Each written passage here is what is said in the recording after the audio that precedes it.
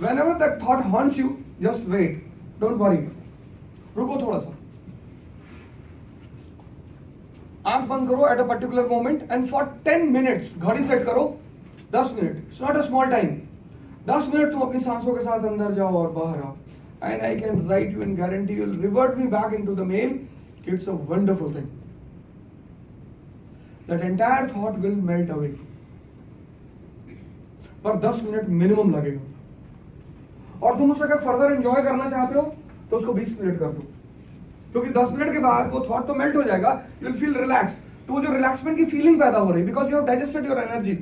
जैसे सेक्स का थॉट उठा तो एक एनर्जी उठी और तुमने उस एनर्जी को मेल्ट कर दिया, तो एनर्जी तुम्हारी बॉडी में रोटेट कर रही है. You want to enjoy it, तो तुम अगला 20 मिनट और कर लो, 25 मिनट और कर लो. वो जो सेंट्स हैं, वो विवेकानंद है, वो क्या कर रहे हैं? He is enjoying himself. सत चित आनंद, दैट इज द कॉन्सेप्ट. तो ये मैं तुम लोगों से यार रिक्वेस्ट कर रहा हूं, it's a request to all of you sitting in the class, कि प्लीज तुम दूसरों के लिए मत जियो यार. तुम्हें कोई कहता कि तुम्हारा शर्ट खराब लग रही है, तुम अजीब लोग. मैं अभी सुबह आगरा से निकला, तो अर्ली मैं आगरा से ही आ रहा था सीधा, तो मेरे एक भाई साहब ने कहा कि यार तुम्हारी जैकेट बड़ी गंदी है. हाँ, मैंने गंदी इसलिए क्योंकि शाम तक तुम मर जाओगे और फिर इसी में लपेट के तुमको जला देंगे. तुम्हारे लिए गंदा है. You are living for others. तुमको कोई कहते यू आर ब्यूटीफुल तो तुम्हें अच्छा लगता है, तुम्हें कोई कहते तुम ब्यूटीफुल नहीं लग रहे हो तुम्हें बुरा लगता है. तुम अगर गौर करो, you are living for others. हमसे मेरा कोलीग कहता है planning to kick you out. Kick? इतना मार मारेगा ना इनको, इतनी हिम्मत नहीं है, इतनी औकात भी नहीं है. किक नहीं कर सकते. ये मुझे कह सकता है कि आप यहां ना पढ़ाएं.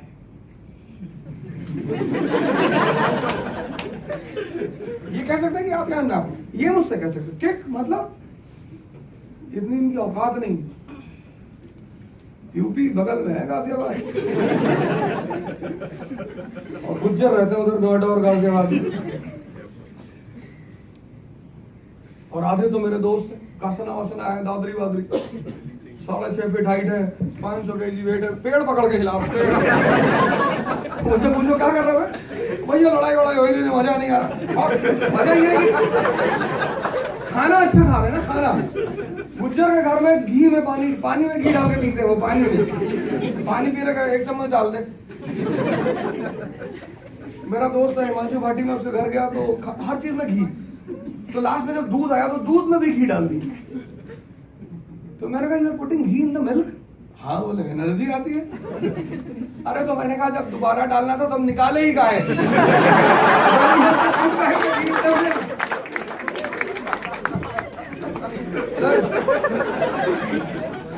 ये चीजें बुरी नहीं है, ये तुम्हें परेशान इसलिए कर रही है. These things are not bad, but they are creating trouble in your life because you don't understand them. If you want to win them, अगर तुम्हें इन्हें जीतना है, वो 7 मिनट बहुत सही कहा था उस आदमी लड़के ने, बहुत सही टाइम था वो. 7 मिनट्स होता है. It's a 7 minute process to stop it. तो वो सही है. फिर 7 के बाद 14, फिर 21, ऐसे वो बढ़ता चला जाता है. तो तुम ये करके देखो. कुछ ना करो सर, मत पढ़ो. मैं कहता हूँ मत पढ़ो, पर मेडिटेशन को make the part of your life. And I tell you with guarantee, in the next 6 months your life will change. Whatever you want. जैसे फॉर एग्जांपल मैंने आपसे क्वेश्चन किया, ये बात समझ में आ गई ना? Don't live here. अब तुमको जब समझ में आ रहा है तो why you are living here? क्योंकि ये चीजें एक दिन छूटेगी, और अगर फोर्सफुली छूटेंगी तो बहुत दर्द देके जाएंगी. किसी बुड्ढे को देखो, जब वो किसी जवान लड़के लड़की को हाथ में हाथ डाले देखता है तो उसका चेहरा देखो तुम.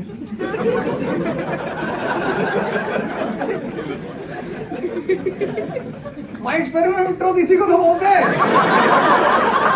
This is called as my experiment with truth.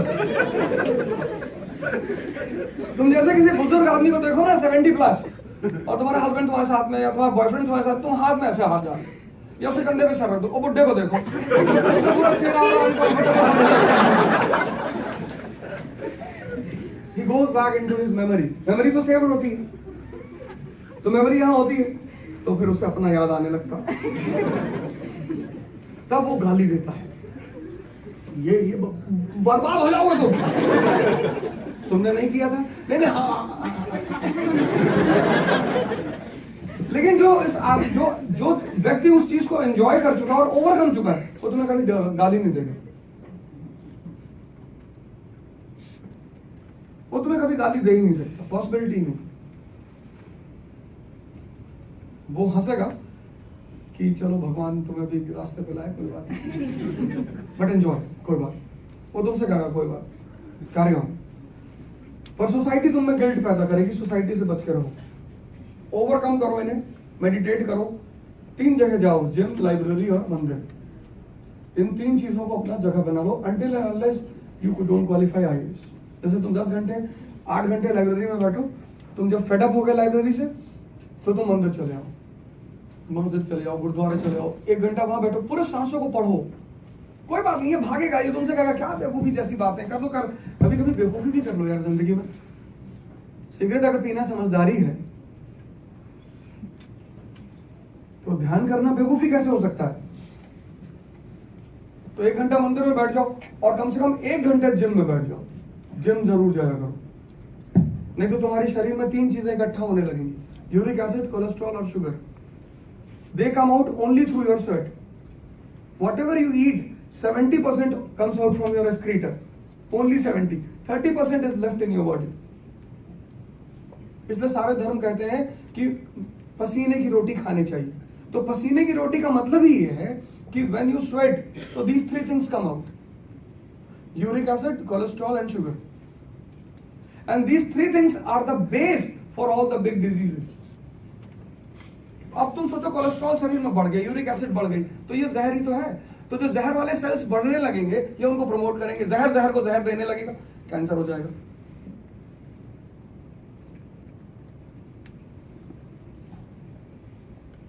जहर जो है वो जहर को जहर देने लगेगा, वो कैंसर में टर्न हो जाएगा। लेकिन अगर तुम्हारी ये तीनों चीजें निकल रही हैं और पावरफुल सेल्स स्ट्रांग है, पावरफुल फ्लूइड स्ट्रांग है, तो वो कमजोर सेल्स को खा जाएंगे, तुम स्वस्थ रहोगे। तो ये था मेरा पूरा मोटिव। अब एक तो मैंने तुमसे ये कहा, the question which I asked you कि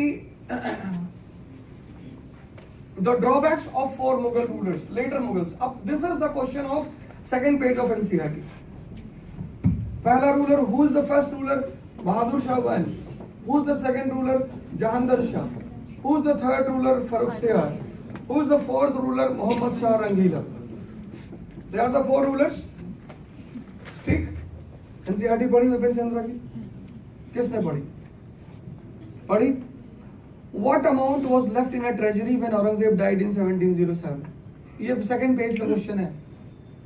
What amount was left in the treasury when Aurangzeb died in 1707? 13 crore. 13 crore रुपए बचे थे when Aurangzeb died in 1707. But when Aurangzeb died, what was his background? Political and financial crisis. This was his background. Bahadur Shah Wali. Maratha revolt, Jat revolt, Sikh revolt, Satnami revolt, चारों तरफ revolt चल रहा था और financial crisis. अब क्या करना था इसको? He has to satisfy all the rebels. He started distributing money and land and jagirs, and he distributed to such a level that finally nothing was left in the treasury. So he is the man who created financial bankruptcy in Mughal Empire. This was his drawback. He is called as Shah Bekhabar. ये इसकी title थी शाह बेखबर. Is called as Shah Bekhabar. This was the drawback of Bahadur Shah I, financial bankruptcy in Mughal Empire. Now state is bankrupt, so you cannot run it. So what was his background? Jahangir Shah, financial bankruptcy. Financial bankruptcy.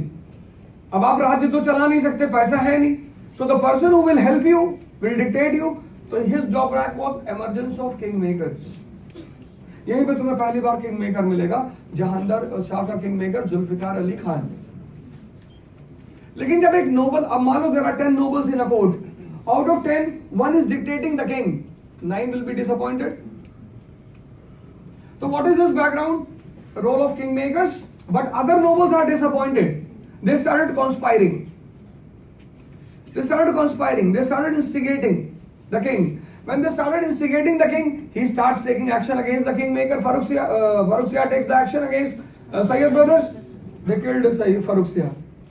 So kingmakers became superpower. They are the superpower. Killing of the emperor. Now when kingmaker is a superpower, the other nobles are angry. वो तो बहुत गुस्से में है कि तुम हमारा सुन रहे हो. तो what is his drawback? Kingmakers are superpower. राजा तो कुछ है ही नहीं. Kingmakers. This is his background. Mohammad Shah रंगीला. तो एक तो kingmakers are superpower. Second, he is not listening to anyone. Mohammad Shah Rangeela. So you will see physical breakup of Mughal Empire. The first one to move out was Nizamul Mulk 1784, the establishment of Hyderabad state. तो इसका drawback क्या है? Financial bankruptcy. Jahangir Shah, emergence of kingmakers. Farrukh Siyar, kingmakers are superpower. Mohammad Shah Rangeela, physical breakup of Mughal Empire. ऐसे पढ़ो ना यार.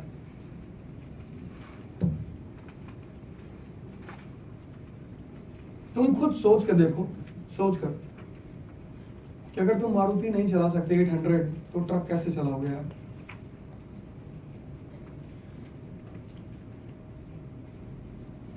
इसलिए मैं तुमसे कहता हूं कि एनसीईआरटी पे कमांड डेवलप करो. सेकंड पेज का क्वेश्चन था ये. This was the question of the second page. और ये हो सिर्फ इसलिए रहा है क्योंकि तुम सब पे ध्यान दे रहे हो. तुम अगर 50% कंसंट्रेट हो जाओ, तुम्हारा परसेंटेज मुझसे हाई है, मैं मानता हूं, और तुम्हारी कंसंट्रेशन लेवल माइनस में है इन कंपैरिजन टू मी.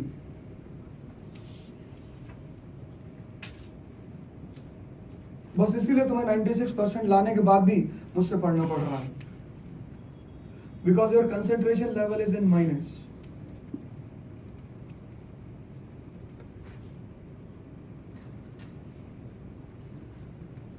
इसलिए मैंने तुमसे पिछले 12 क्लासों में कहा कि मेडिटेशन करो यार. ये बाहर जो चपरासी है, इसका दिमाग अगर खराब है तो कोई बात नहीं, लेकिन तुम राजा हो. अगर तुम ऐसे हो गए, ये कौन लोग हैं? ये चपरासी लोग थे. Raja is a mentality, it's a psychology. उसके पास पैसा ना हो कोई फर्क नहीं पड़ता. बाबर के पास नहीं है. काबुल की स्टोरी पढ़ो, उसकी जीवनी जरूर पढ़ना. तुझे बाबरी बायोग्राफी, उसकी ऑटोबायोग्राफी. सर आपको इतना मजा आएगा ना उस आदमी को पढ़कर. ही इज बेगिंग इन अफगानिस्तान. खाने के लिए भीख मांग रहा है वो कि खाना दे दो मुझे. But he says to Ghiyas Beg, he was a butcher in Kabul, कि अगर तुम मुझे खाना खिला दोगे तो एक दिन आएगा जब मैं तुम्हें राजा बना दूंगा. तो वो हंसने लगा कि खुद तो भीख मांग रहे हो, मुझे राजा बनाओगे. तो बुजुर्ग लोगों की एक्सपीरियंस हाई होती है. And whatever you are, that is written on your face. क्योंकि जो भी यहां चलता है वो यहां एक्सप्रेस होता है. इसलिए स्किन बड़ी फेयर हो, भले ही फेयर हो, लेकिन जेल में जो आदमी होगा उसकी एक्सप्रेशन अलग होगा. स्किन भले ही फेयर हो, पर हॉस्पिटल में जो आदमी होगा उसका एक्सप्रेशन अलग होगा. स्किन भले फेयर हो, पर बियर बार में जो आदमी होगा उसका एक्सप्रेशन अलग होगा. Fairness is not a parameter of happiness.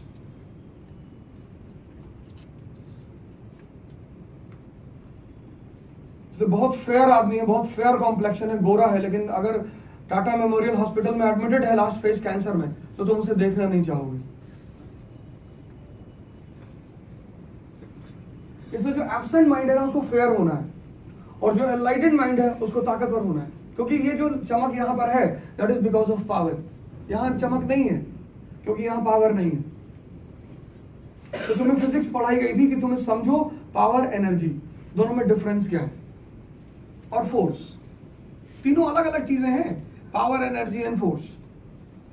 पर अगर तुम वो समझ नहीं पाए, एनर्जी पैदा करो मेडिटेशन से. Create energy by meditation. ये सारी फीलिंग तुम्हारे अंदर आती होंगी. सर आने दो, कोई बात नहीं, तुम क्यों भाग रहे हो उनसे? ये वो चीजें हैं जो तुम्हें कमरे में बैठ के पढ़ने नहीं दे रही. Because you are young, you are having good food, और दिमाग तुम्हारा स्टेबल नहीं हो पा रहा है. और चूंकि ये बात तुम्हें समझ में नहीं आ रही है, ये सबसे बड़ा रीजन है कि तुम्हें ये बात, तुमने ये एंगल सोचा ही नहीं कभी कि यार this can also be a reason.